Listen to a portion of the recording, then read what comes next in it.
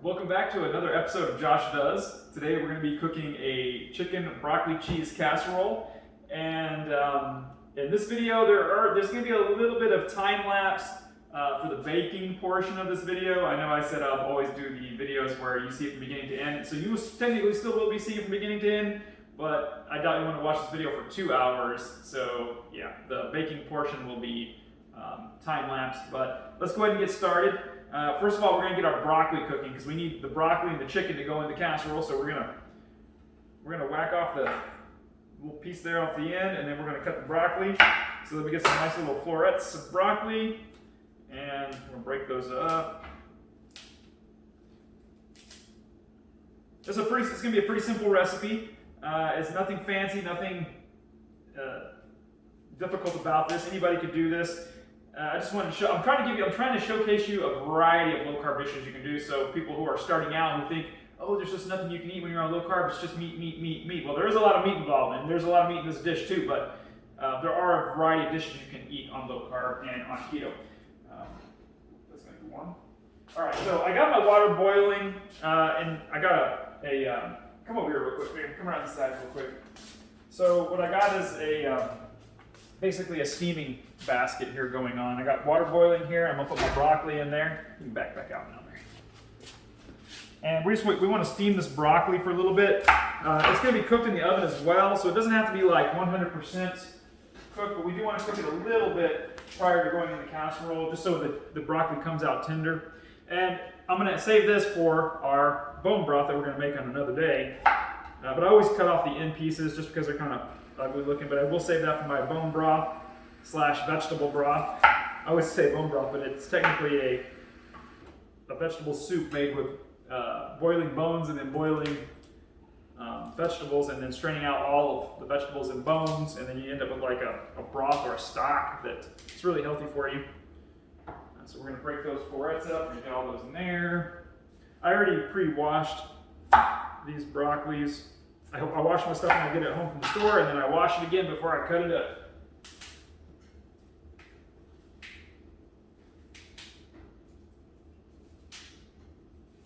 We're gonna, get all the broccoli in there. The broccoli's in, and then we're gonna cover it up, and that is gonna steam.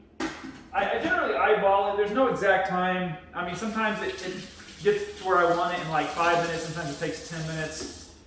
But we do have it at medium-high temperature or medium heat, and then we are going to set this timer for 10 minutes just as a reminder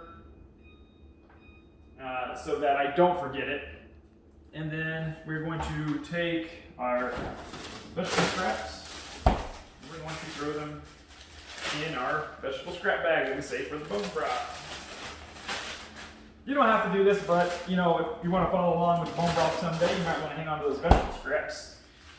All right, I'm gonna get rid of all this stuff. I'm gonna scrape all this into the trash, and then we're gonna cut that chicken up into cubes.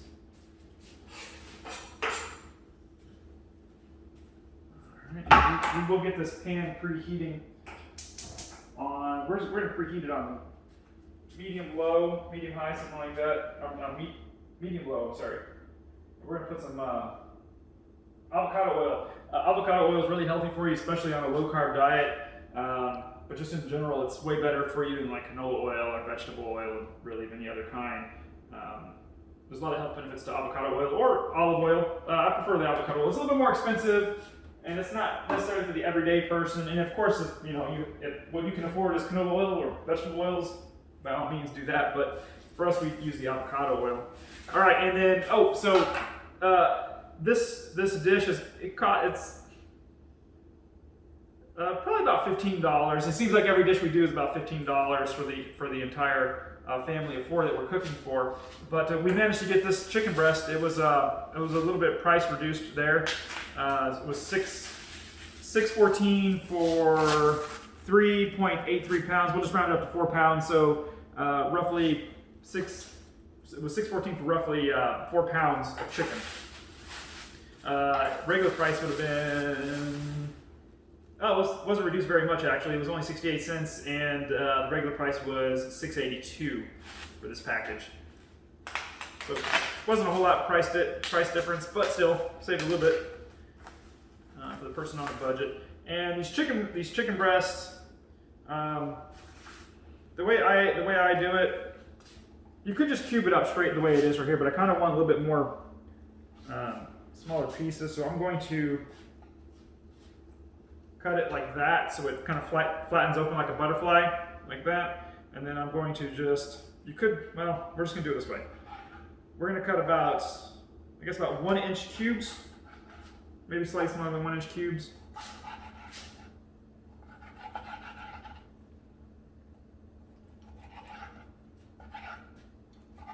Now you don't have to butterfly it open like I did. I'll actually cut one that I don't butterfly. Doesn't really matter. That's just the way I prefer to do it.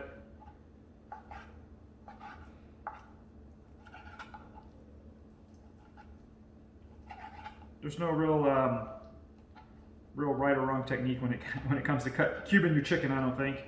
Just do it the way you feel comfortable. That's just the way I do it there. And I'm gonna go ahead and I'm gonna throw this chicken right in there, and as I cut them up, I'm just gonna keep throwing chicken in there. The chicken, just like the broccoli, does not have to be 100% cooked. We just want to get it a little bit cooked because it's going to go in the oven. This casserole is going to go in the oven for about 30 to 40 minutes. So here's one that I'm not going to butterfly. Same deal, just cube it up. But see, when I don't butterfly it in at the top piece there, you get these really thick pieces, and then down the bottom you get these really thin pieces. By butterflying it open, you kind of get more even width and more even dimensions in your cubes by butterflying it open. Whereas the way I just did it, we're going to end up with small pieces on one end and fat pieces on the other. And I'll show you here in a second. Scoot in real close here, Barry. So, well, actually, it didn't come out too bad. So you got kind of a. I'll just give you the most dramatic. This is the very end piece, and then the opposite side. So you get, they're not too much difference, but you see they're slightly different in size. A little bit. This one's a little bit thicker than this one is. So it really doesn't make that big of a difference. It's just a preference. I'm going to butterfly them open to cube them up.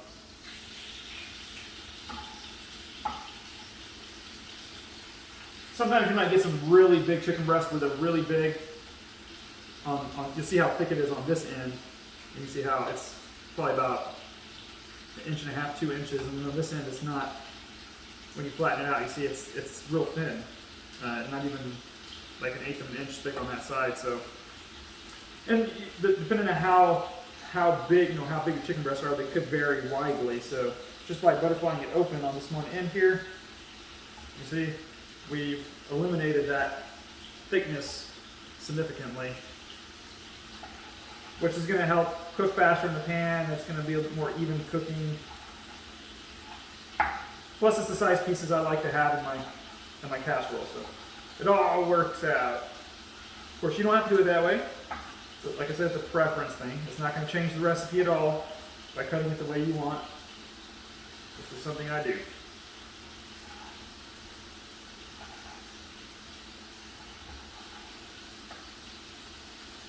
But that technique also helps, like if you're going to grill chicken breast, like on the grill or in the pan. A lot of times what happens when you're grilling a big old chicken breast, maybe not these ones are kind of small, but like a really big one, you'll end up having this end, to cook this in all the way through, this end's going to get really dried out. So if you want it to be cooked evenly and quickly, butterfly it open, just don't cube it up, just leave it whole. And then you're going to get a much quicker cook. You can get, cook 3 minutes per side, and you'll have that chicken breast cook all the way through, and you won't dry out or burn any of the end pieces. So I'll give you an example of what I'm talking about. So if I was going to grill this, I would start here.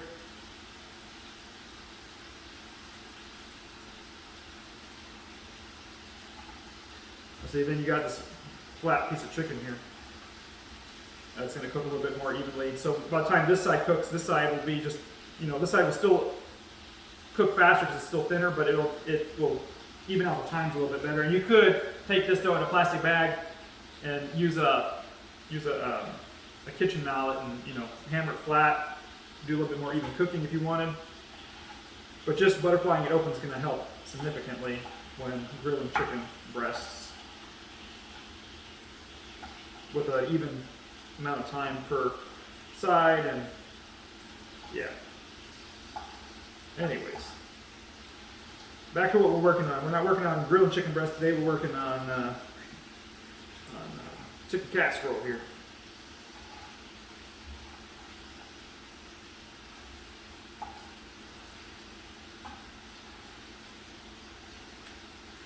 All right, now that I got most of the chicken in the pan, I am going to go ahead and turn this up to high. Now I'm going to turn my vent fan on and the lights. So I don't want to steam this chicken. Now, I've overcrowded the pan. I'm not really looking to like get a crust on the meat or anything. I just want to get it a little bit cooked before I put it in the casserole. Because I know you're probably looking at that and saying, oh, there's too much chicken in that pan, it's just going to steam, and I really don't care for this application, it's okay.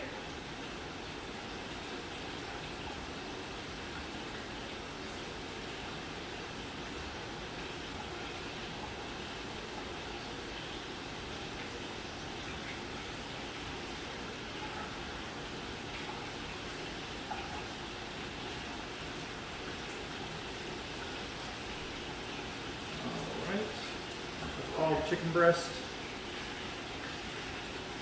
in the pan. All right, let's see here. Let's get rid of this.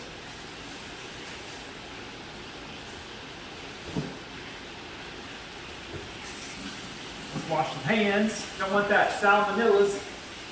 Don't want any salmonella poisonings to happen. We're gonna wash our hands really good, make them get underneath. I need to cut my fingernails. They're a little long, so I need to get up underneath that.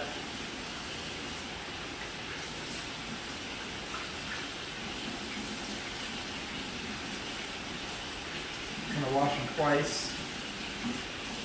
here, and then I'm going to throw that in here, and then I'm going to put some hand sanitizer on, just for good measure. I want salmonellas. We won't be using this anymore today, so we're going to go ahead and put that in there.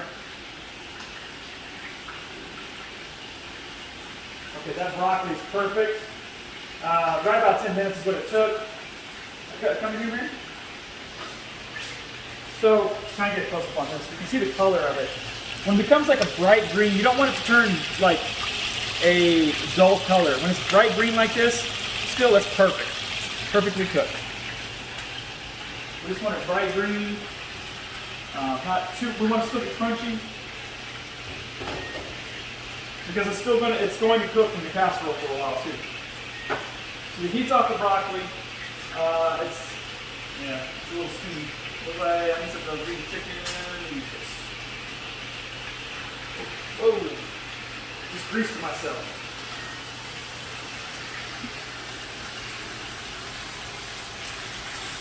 I'm gonna give the chicken a little bit of a stir here. Get it back on the heat.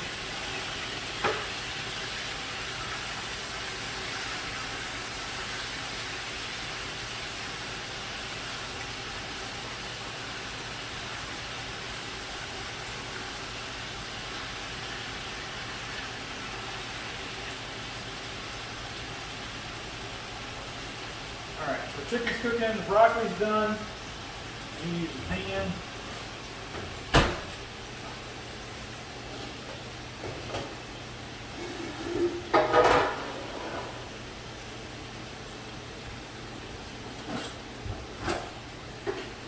Oh yeah, that broccoli is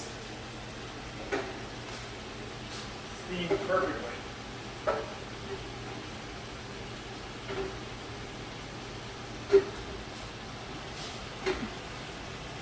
And you want just enough broccoli to cover the bottom of the pan. You don't want it mounded up. You just want like enough to kind of give a good layer of broccoli on the bottom.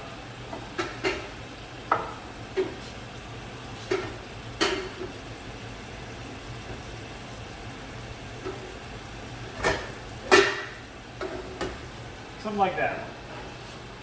You get a shot of that ring. So just just a flat layer of broccoli is all you need, because then we're going to put chicken on this.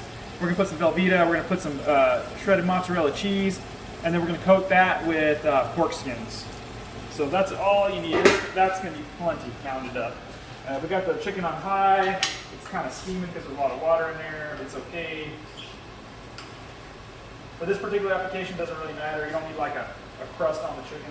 We just want the chicken mostly cooked.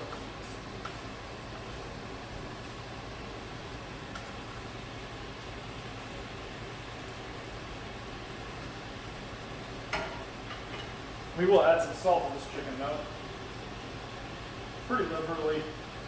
And then we're going to add some salt to the broccoli as well.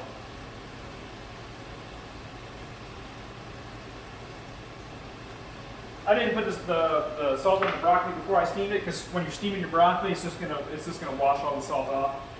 So we have salted the broccoli and the chicken. I'm going to add a little bit of pepper to this broccoli. Not necessary, just a preference.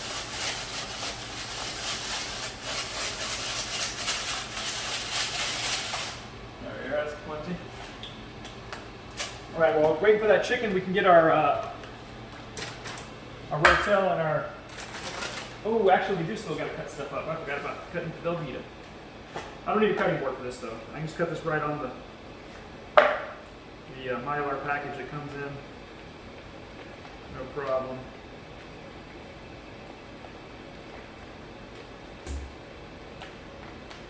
We'll just get this all pulled apart.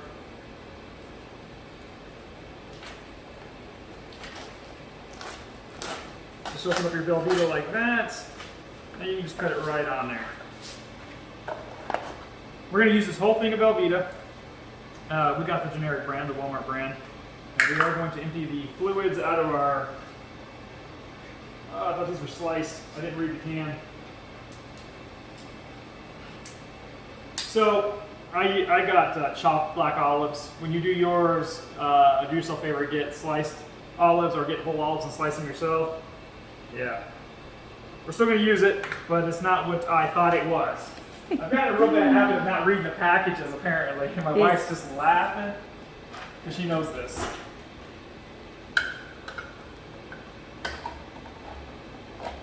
Because it's my job to read it right. It's her job to read the packages. I mean, they could have just put a picture of, like some chopped olives on the front or something. That would have helped me out.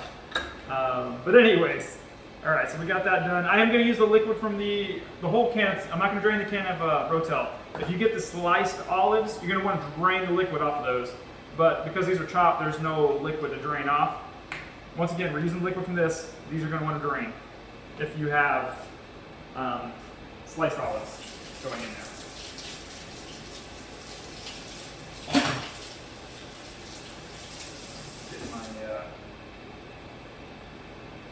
Get my dish rack out.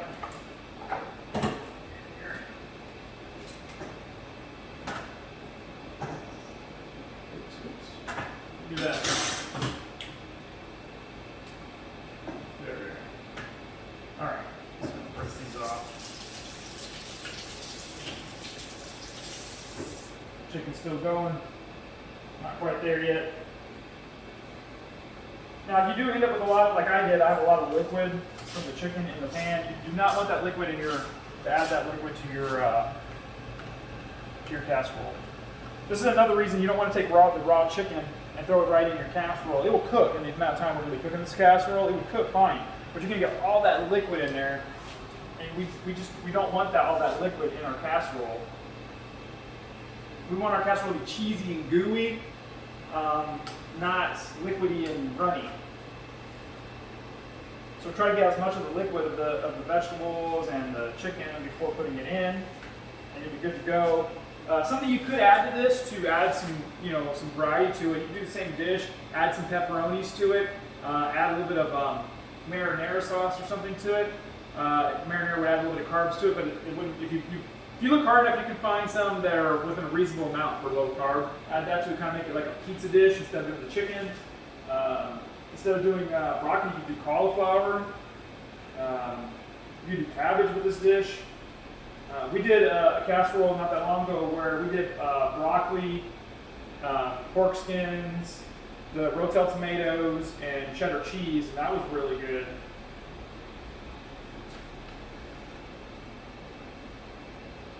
All right, so I'm gonna turn this off now because that is, I need a good slide. I have a slide spoon somewhere. Is that what I did? Oh, here it is. All right. So, once again, the chicken does not have to be cooked all the way through because this is going to bake for a little while, like 30, 40 minutes. And in this case, we're not going to be running the video from beginning to end because of the whole baking process. You don't want to stick around for that. So we're going to put this in the oven after we get it all assembled, and then we're going to run a time-lapse camera so you can see it baking, and then I'll come right back after the baking process is complete. So we're going to spread this chicken around just like we did the broccoli. Just need about a layer. You don't need, doesn't need to be like mounded, you know, you just want a layer of chicken, layer of broccoli, or rather a layer of broccoli and then a layer of chicken. Now you could, if you wanted to, you could add a crust to this. And what I would recommend if you wanted to add a crust, you would take pork skins, grind them up like we're going to do for the topping, and put a layer on the bottom. I wouldn't use the Velveeta cheese in that case. I would just use like cheddar cheese or maybe like a mozzarella cheese. And then you'll have a nice crust on the bottom as well.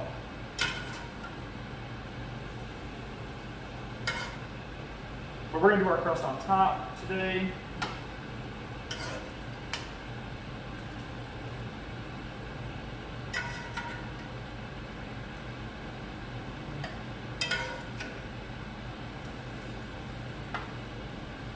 Well, we're not going to get a full cover on the chicken, but it's close enough. So that's that. Now we're going to come over here and we are going to cube up this. I think I'm going to pour the I wasn't going to pour the no, I'm going to pour the Rotel over the cheese. All right, so we're just going to cube this up. This was the wrong knife for the job. I don't know why I grabbed that. This might work. A nice flaying knife there. We're just going to cut right through that. We're going to cut it into two, and then we will cut it into thirds. So,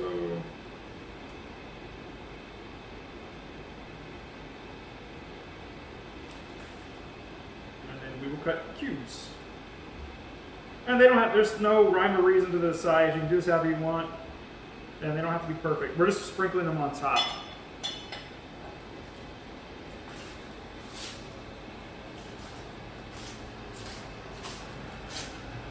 You just want to kind of get a good layer of them sprinkled around.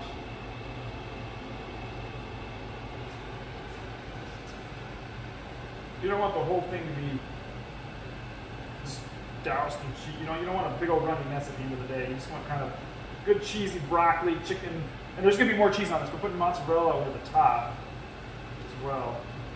And if all goes well, as it has in the past when making this dish, the Velveeta, the knockoff Velveeta, will run down into the vegetables and the chicken. Ah, no! Cardinal sin there. Just lost a cube of Velveeta.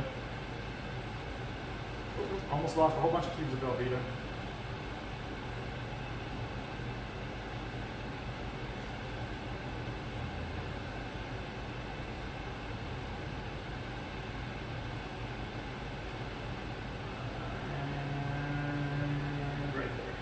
Alright, so that's the Velveeta. Alright, then we're going to take the Rotel tomatoes. And we're going to...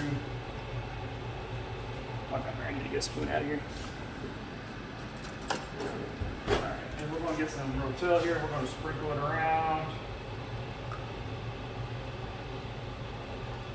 Now, you could take the Velveeta and the Rotel and melt it in another pan or pot, saucepan or something, and then just pour it over the top of this. I'm just trying to do it with the least, I'm trying to get it done in a good way with the least amount of dishes possible. So I didn't want to dirty a whole nother pot. Because the average person doesn't want to come home and have to deal with, you know, cooking dinner and then deal with a whole bunch of dishes. So, and that's what these videos are for. These are for the everyday person. Go on. All right. So that's that. All right. I'm gonna leave this right here. It's not going to trash cans. I'm gonna rinse that out. That's gonna go in my recycling. And the same thing for this too. This is going to be cleaned off and goes in the recycling.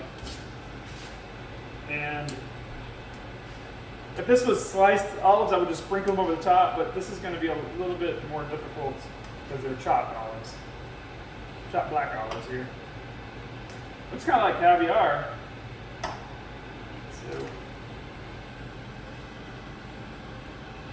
alright. Spread that around. It actually worked out okay.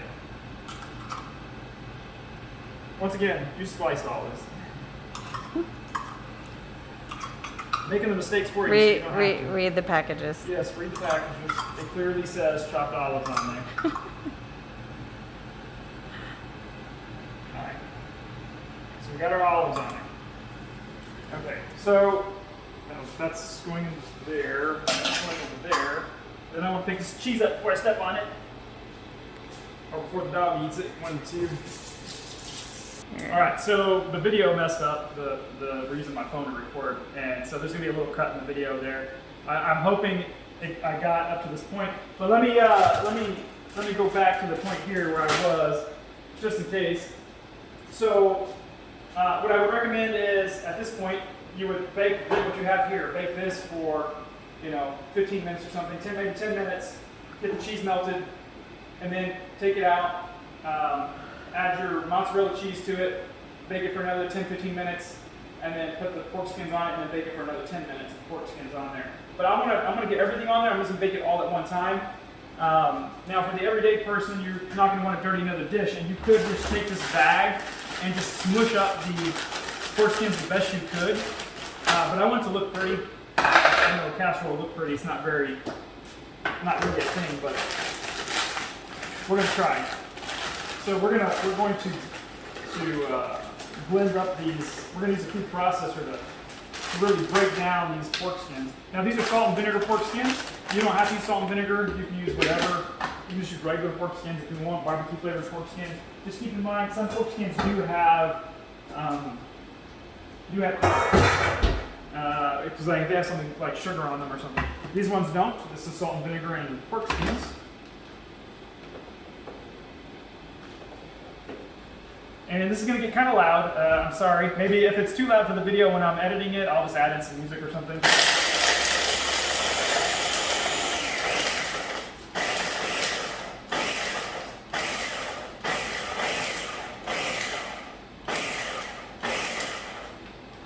Alright. And to cover a pan of that size, it's going to take about a whole bag.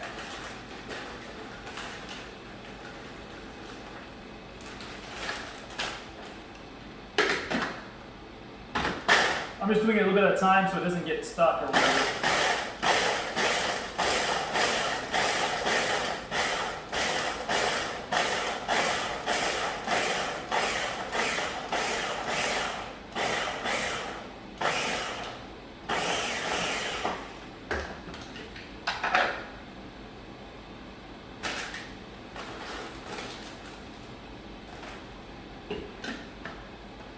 Now, I didn't add a whole lot of seasonings to our casserole. I did add salt to the chicken and I did add salt to the broccoli, but I didn't go like super overboard because this got a lot of salt in it. The cheese has got a lot of salt in it, so you don't want to like over season your food before you add the cheese and then the pork skins because that's going to add more salt to it.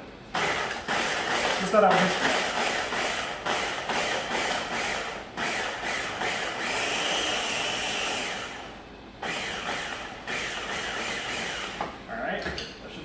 That is close enough, perfect. Alright, so we won't need to take more down. This is trash. This can be good.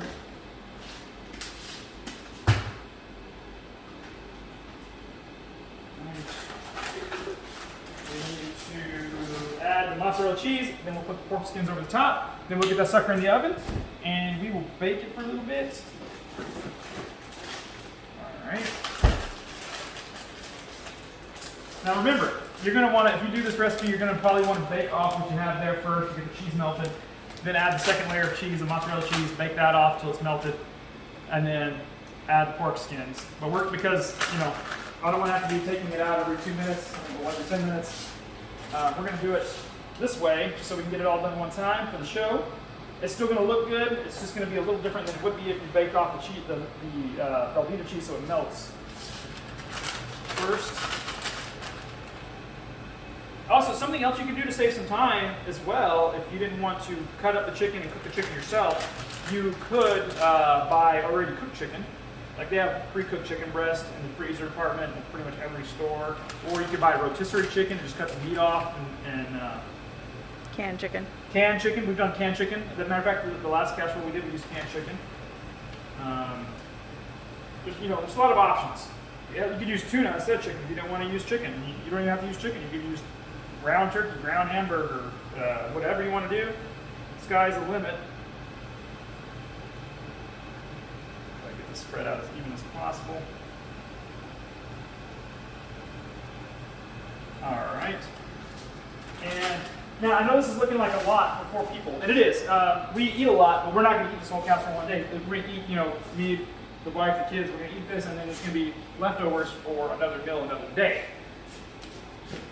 That actually brings down the cost of this meal, because if you think about it, right, so if it's $15 for this dinner, if you add in the fact that it's going to feed us for lunch one day as well, not me and my wife and my kids, that brings it down, probably down to like $12 for the dinner. And I do apologize, before I forget, I do apologize. I'm trying to get the videos to go from beginning to end, but the phone we're using keeps messing up, and sometimes you're going to see cuts in there, and it may look like I skipped ahead, but I really didn't. I just didn't know exactly when the phone cut out, because last week my wife told me to cut at a certain point, and we thought we started it back where we ended, and it turns out I actually did a bunch of talking and stuff, and it all got left out because, the phone messed up. But hopefully this time, when it cut off, this time we kind of started back where I was, hopefully.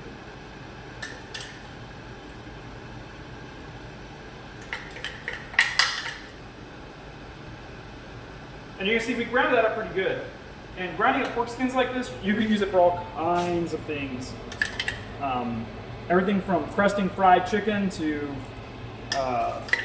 making pie shells. But for our case, this is going to be the topping for our casserole here. But you can see it when I'm smoothing it with the spoon, it kind of looks like brown sugar, and it kind of even has the texture of brown sugar. Of course, it's not sweet, but you get the idea. You can use this for all kinds of applications, low carb. Just gotta get a little bit crafty. Alright.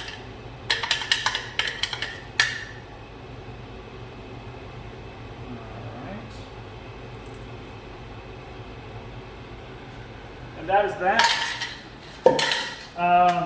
Alright, so I'm gonna stick this in the oven. We're gonna go to time lapse. We're gonna leave it in the oven for about 35-40 minutes. Maybe 45 minutes. It all depends on how long it takes the cheese to melt and for this thing to get nice and ooey and gooey. I'll probably check it every now and again. As soon as it's ready, I'll take the time lapse off. We'll come back. We'll serve it up. So see you in a bit.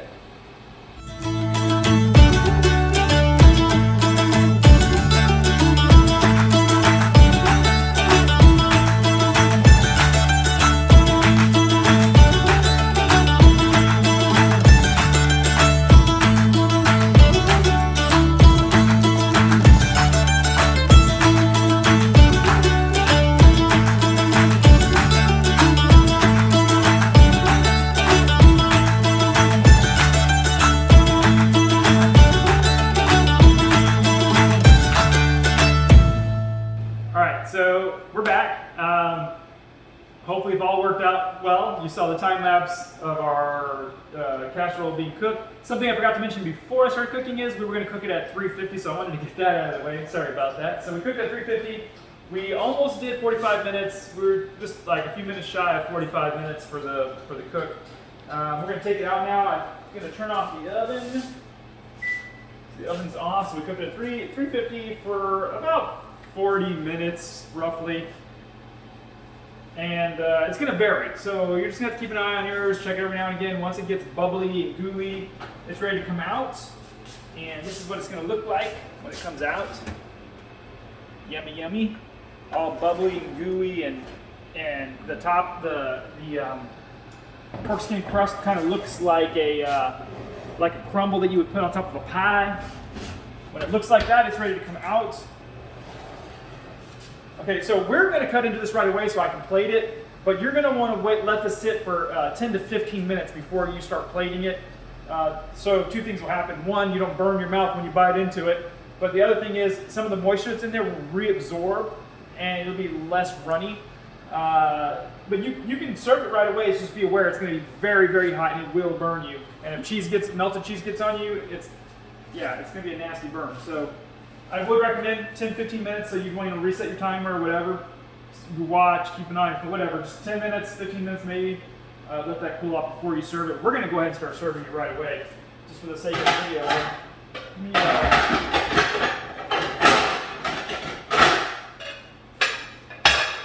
me get out 4 matching plates.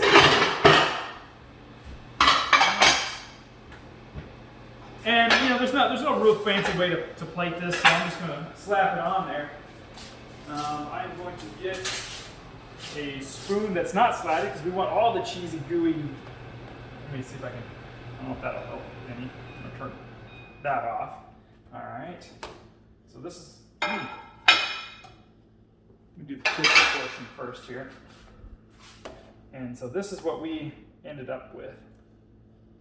Yeah, you're definitely gonna want to let that sit a little bit. I don't know if you can see in there, Mary. It's a little runny. Some of that liquid will reabsorb. You can back up there. But even if you can't wait, it's just as good. You're just gonna have to risk burning your mouth off. But yep. So that is what it looks like, crust side, and that's what it looks like on the inside there. Can you you seeing that pretty good there, Mary? Mm-hmm. Yeah, it smells delicious too. I know, and most people when they think casserole, they think nothing. It's not fancy, and it's not fancy. It's not some luxurious meal. But this is going to feed the family for somebody who's low carbing, who maybe their family doesn't low carb, but they don't want to have to cook 2 separate meals. But they want their family to enjoy what they're eating. You can feed this to your family; they would not know they were eating low carb. Now, I didn't run the numbers yet on the carb count. I know it's low carb because of the ingredients that are in there. I'm going to say for sure it's low carb, but it may not be super keto friendly. But I imagine it is without running the numbers. I'm sure you could get away with this on keto because all it is cheese, chicken, broccoli, some tomatoes from the Rotel. So there's not a lot of carbs in here. I think the main source of carbs in this meal are going to come from the broccoli and from the Velveeta cheese, because the Velveeta cheese I think has 4 carbs per serving. But for us, this low carb meal works perfectly.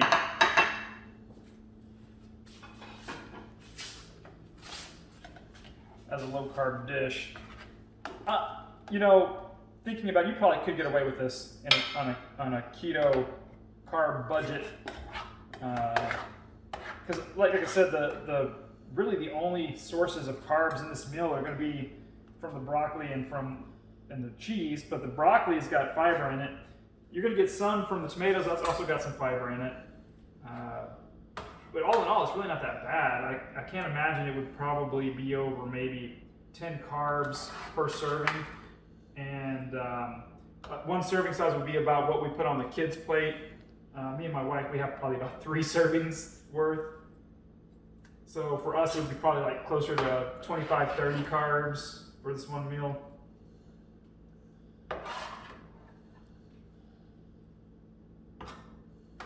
I will run the numbers, and I will put it in the description area of the video. What carbs, how much it was, how much fiber, and how much it cost for the meal, and how much it costs per plate to serve this. But it is relatively cheap, and if you have a family of 4 like us, depending on how much you eat, you could possibly get 2 meals out of this. And at $15 roughly for the entire meal, it's not too bad. Some other things I would recommend if you're going to do this dish is Don't use frozen broccoli. Don't use canned broccoli nonsense. Try to get fresh broccoli if you can. It's just so much better, and it cooks so much better. Now, if you can't get fresh broccoli, frozen broccoli would be your next best choice. But let me tell you, a lot of water comes out of that frozen broccoli. So when you cook it, just make sure you do it like we did in a steamer basket. That way the water drips. You won't have to cook the broccoli because the frozen broccoli is already pre-cooked, but you'll want to heat it up so that the water drains out of that broccoli and you don't turn your casserole into a soupy nightmare.